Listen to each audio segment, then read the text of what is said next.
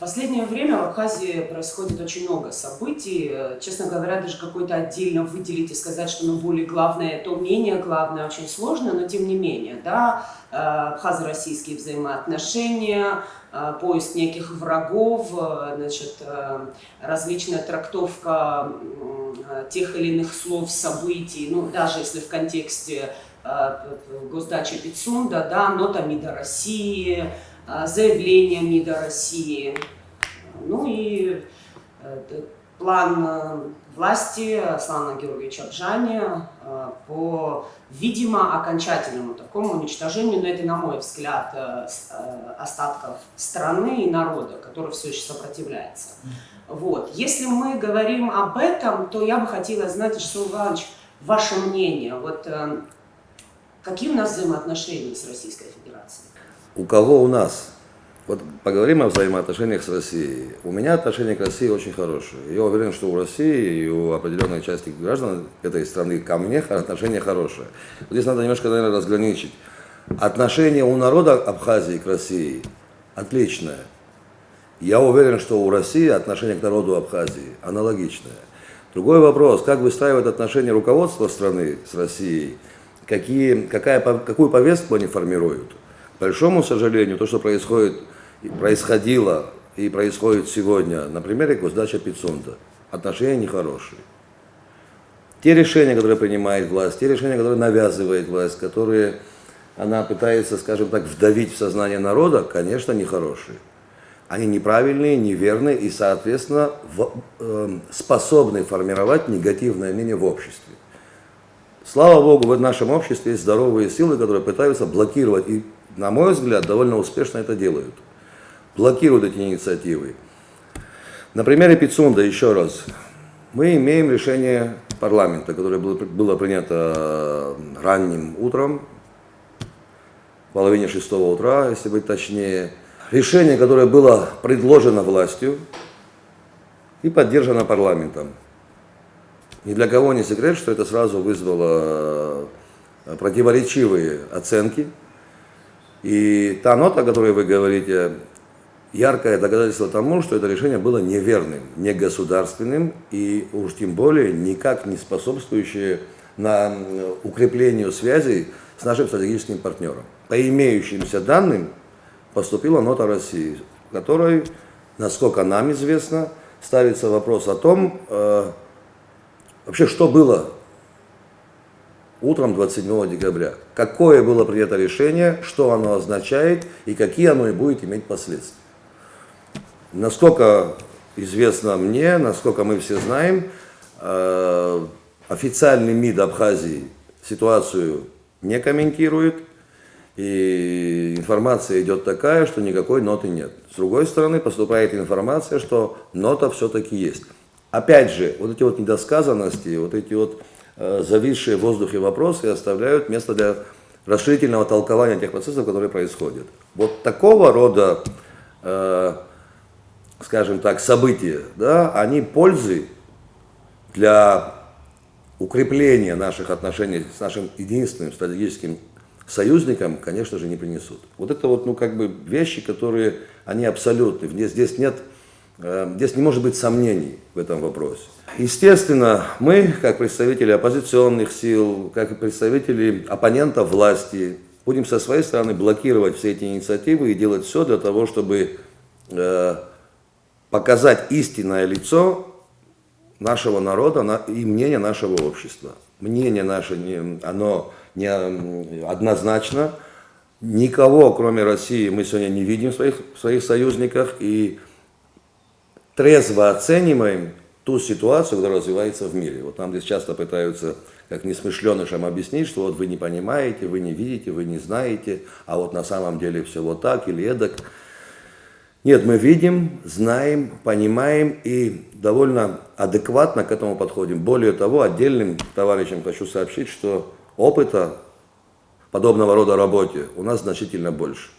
До того, как они взвалили на себя этот груз, мы занимались этими вопросами, времена были разные, вопросы были разные, повестка была разной, но так или иначе нам удавалось находить, убеждать и доводить до определенных людей в руководстве Российской Федерации свою позицию. И, как правило, наша позиция была услышана. И до сегодняшнего дня мы довели нашу страну со всеми минусами, плюсами, с теми, может быть, какими-то, я не знаю, проблемными вопросами. Так или иначе, Республика Абхазия сегодня является независимым государством. Это факт. И сделали мы это сами. Мой следующий вопрос, значит, вам не просто как гражданину Республики Абхазия, но и человеку, который очень много лет своей жизни проработал в правоохранительных органах, в прокуратуре в частности, вы были заместителем генерального прокурора. Совершенно недавно коллегия проходила Генеральной прокуратуры, на которой глава государства, на мой взгляд, опять же, позволил себе высказывание. Кто-то говорит, что это непозволительно. Но если говорить обо мне, безусловно, испанский стыд. Абсолютно. Как человек, который работал там, все слова главы государства, его действия, в частности, на коллегии, как их можно трактовать, как их можно понимать?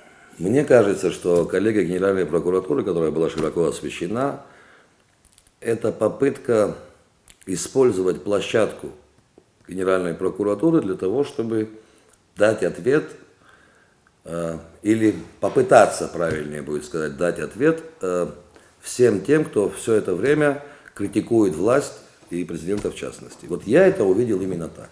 Я вообще, честно говоря, был удивлен, когда узнал о том, что планируется коллегия Генеральной прокуратуры, которая должна пройти широким освещением и так далее. Я задался вопросом, а зачем проводить такую коллегию, широко освещать, когда по большому счету похвастаться нечем.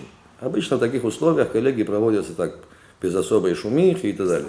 И вот когда я увидел репортаж, я понял, почему и какая причина. То есть всегда есть причина и следствие. Вот. Это была попытка ответить, как вот мы в своем заявлении, Айтгылара сделала заявление, как мы там это оценили, дать ответ всем и сразу.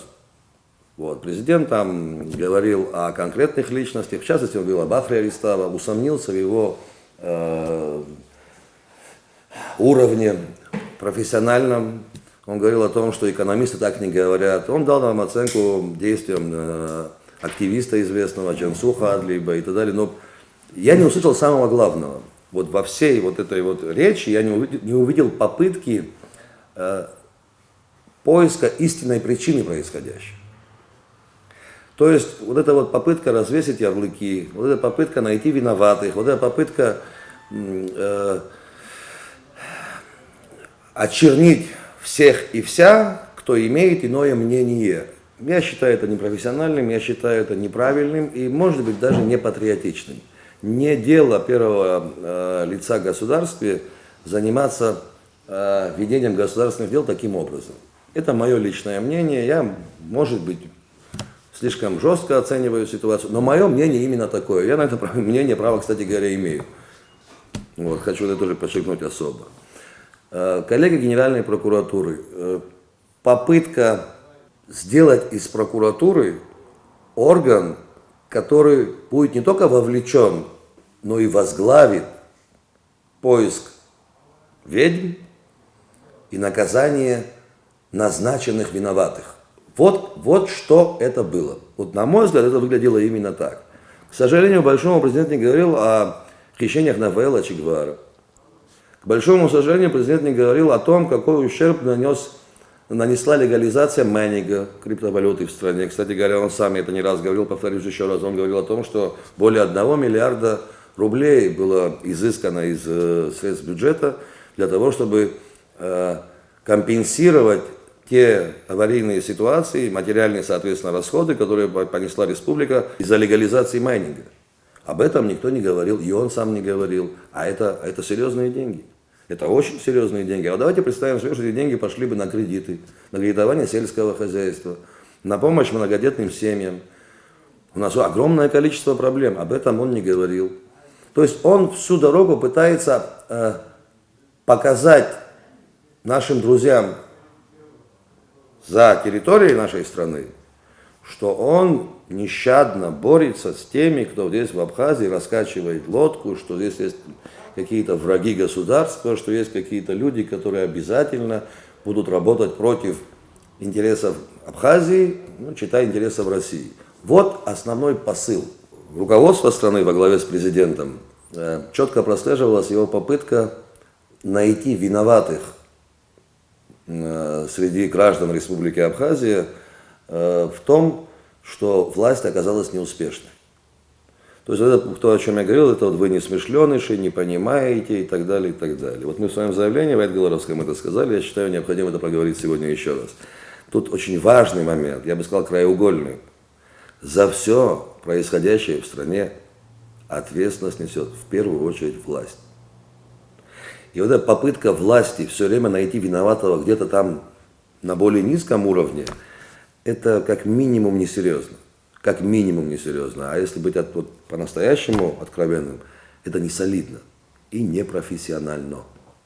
Такого набора полномочий, какая есть у сегодняшней власти, нет ни у оппозиции, ни у гражданских активистов, ни тем более ни у представителей НПО. Поэтому, господа, раз у вас такое количество полномочий, пожалуйста, научитесь брать ответственность на себя, принимать волевые, серьезные решения и, соответственно, потом нести за них ответственность.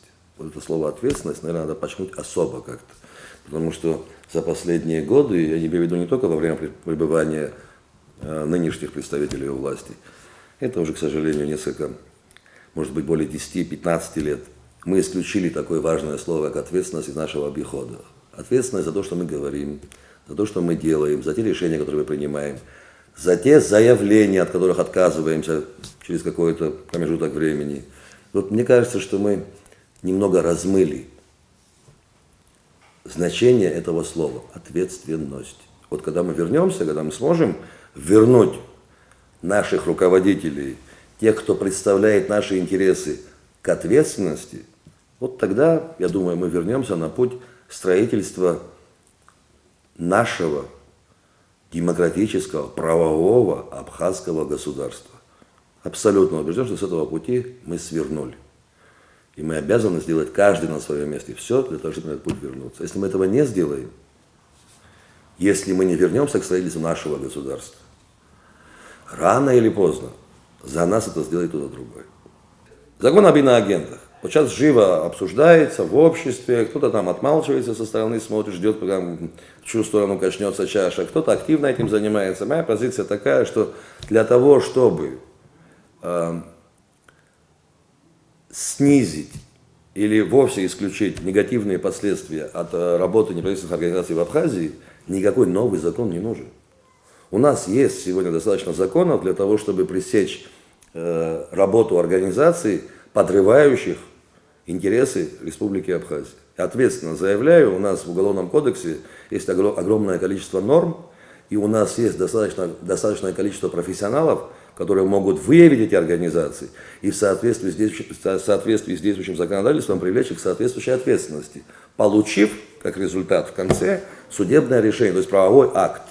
Для этого закон об иноагентах не нужен. И уж тем более нашему обществу, на мой взгляд, не нужны те нормы, которые в нем заложены. Вот это точно никакой пользы ни для Республики Абхазия, ни для продвижения интересов нашей страны за ее пределами абсолютно не нужно. Тут еще один момент есть такой очень интересный. А какие цели мы перед собой ставим? Мы еще привержены тем целям, которые у нас были в начале пути, или мы от всего отказались? Разве мы не заявляли о широком международном признании нашей страны? Разве не это наша цель? Наверное, для того, чтобы двигаться дальше, необходимо вернуться к истокам. Наверное, необходимо подумать о том, что мы, вообще какая у нас цель, куда мы идем, и от чего мы ради достижения этих целей готовы отказаться. Так, может, немножко грубо это звучит, но что мы хотим и в чем мы готовы себя ограничить. Это очень важный вопрос. Если мы на них не ответим, мы так и будем, извините, блукать. От одного, скажем так, патриота новоявленного до следующего патриота новоявленного. История с Росгвардией, которую которая должна была зайти в Абхазию для того, чтобы обмениваться опытом, но при этом совместно, значит, проводить операции по наведению общественного порядка, там много было позиций, да. На самом же деле это все очень серьезная история, должна была бы случиться, если бы, слава богу, да, здоровые люди, думающие о будущем Абхазии, не остановили этот процесс. Вот тут ваше мнение хотела бы про это услышать. Вообще, вы знаете, действия власти сегодняшние, они очень интересны. Вот вернемся к госдаче Пицунда. Сколько? 2 года, по-моему, если не ошибаюсь, мы делаем заявление, создаем общественное мнение, говорим о том, что в этом соглашении есть нормы, которые прямо противоречат интересам нашей страны, нашего народа, если хотите. И вдруг власть 27 декабря все наши аргументы услышала и довольно странно, конечно, приняла решение, об этом уже говорил выше, но внесла изменения в действующее законодательство. На мой взгляд, это вообще, не буду сейчас оценивать, я о другом. То есть власть, оппонируя 2 года, вдруг признала все то, о чем мы говорили. Вот Росгвардия, история с Росгвардией пошла примерно по тому же сценарию. То есть изначально нам было заявлено отдельными руководителями, что мы не совсем понимаем, о чем идет речь, что намерения чисты и цели священны, и вдруг, буквально через сутки-двое, власть заявляет о том, что подобное соглашение подписываться не будет. Возникает вопрос, а зачем это было нужно? Какая была необходимость готовить проект? Какая была необходимость будоражить общество? Для чего? Мало проблем у нас сегодня. У нас огромное количество проблем. У нас огромное количество нерешенных вопросов. Извините за пафос, но вопросов жизненно важных. Вопросов, у нас такой список проблем, каждая из которых способна поставить серьезную угрозу для будущей нашей страны. Мы об этом не говорим и все время пытаемся показать кому-то, что мы больше католики, чем Папа Римский. Вот что меня очень от чего неспокойно.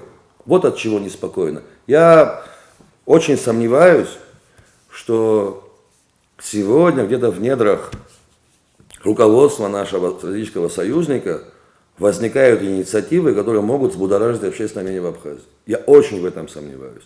Я очень сомневаюсь, что в руководстве Российской Федерации есть люди, которые навязывали бы руководству нашей страны вопросы, способные генерировать антироссийские настроения в Абхазии.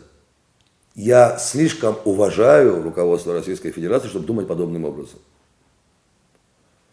И должен сказать, что у меня есть личный опыт общения с отдельными руководителями Российской Федерации. Никогда, нигде, ни на одной площадке подобного рода вопросы, во всяком случае в той форме, в которой пытаются сегодня преподнести народу Абхазии, не ставились.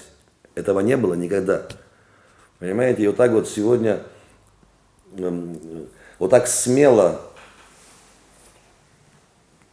принимать решения, которые способны генерировать антироссийские настроения в Абхазии, я считаю это как минимум некомпетентно и непрофессионально.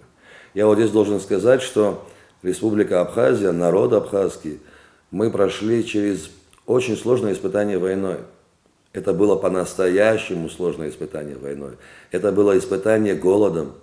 Это было испытание дефицитом всего и вся. Понимаете? И вот так вот, и к чему я говорю? И после этого мы пережили очень серьезное испытание блокады. Очень серьезное испытание блокады. Но это нам не помешало вот здесь собирать митинги на площади Свободы с транспарантами. Россия, не отказывайся от своих братьев. И мы дождались, когда в руководство России пришли люди адекватные, профессиональные. Я это к чему говорю? Что были вещи пострашнее, чем сегодняшняя подача нашим руководством тех вопросов, которые они пытаются толкнуть. Были пострашнее моменты. но хватило ума, хватило мудрости, хватило сознательности нашему народу, чтобы адекватно оценить происходящее. Я уверен, и сегодня народ прекрасно понимает, что происходит. Я в этом абсолютно убежден. Со своей стороны, как представитель оппозиционного движения, я буду делать все для того, чтобы минимизировать вот эти риски и сделать все для того, чтобы антироссийских настроений в Абхазии не было. Их нет, чтобы они не возникли. Ни предполагаемый закон об иноагентах, ни какие-либо другие инициативы власти, я думаю, что не смогут, извините, одурачить наш народ. Я в этом абсолютно убежден.